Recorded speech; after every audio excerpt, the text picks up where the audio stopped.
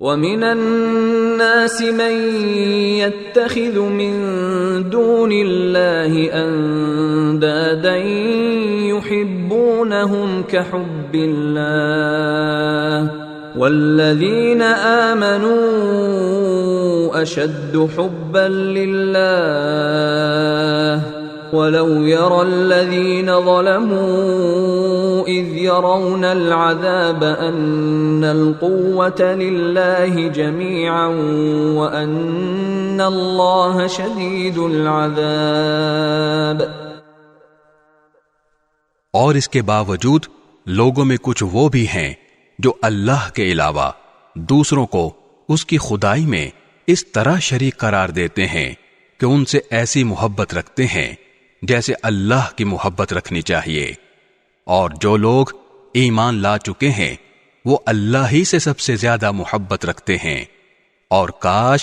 کہ یہ ظالم جب دنیا میں کوئی تکلیف دیکھتے ہیں اسی وقت یہ سمجھ لیا کریں کہ تمام تر طاقت اللہ ہی کو حاصل ہے، اور یہ کہ اللہ کا عذاب آخرت میں اس وقت بڑا سخت ہوگا۔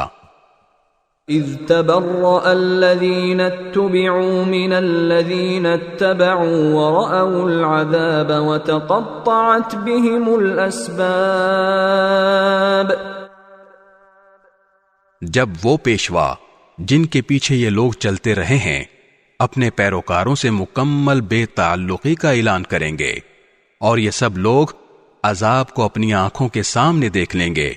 اور ان کے تمام باہمی رشتے کٹ کر رہ جائیں گے۔ وقال الذين اتبعوا لو أن لنا كرة فنتبرأ منهم كما تبرؤوا منا كذلك يريهم الله أعمالهم حسرات عليهم وما هم بخارجين من النار۔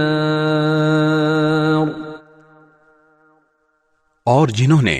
ان پیشواؤں کی پیروی کی تھی وہ کہیں گے کہ کاش ہمیں ایک مرتبہ پھر دنیا میں لوٹنے کا موقع دے دیا جائے تو ہم بھی ان پیشواؤں سے اسی طرح بے تعلقی کا اعلان کریں جیسے انہوں نے ہم سے بے تعلقی کا اعلان کیا ہے۔ اس طرح اللہ انہیں دکھا دے گا کہ ان کے اعمال